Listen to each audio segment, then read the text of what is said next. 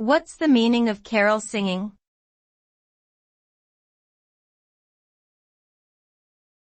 Carol singing.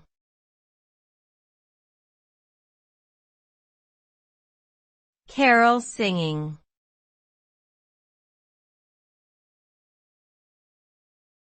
Carol singing.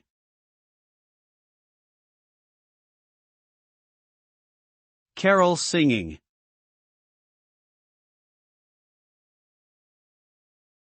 Carol singing refers to the act of going door to door during the Christmas season and singing traditional Christmas carols.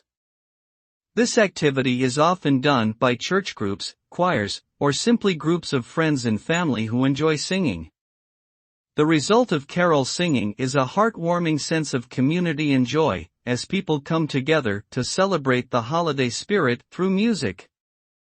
It also has cultural and religious significance, as carols often have deep historical roots and are a way of honoring and continuing traditions passed down through generations.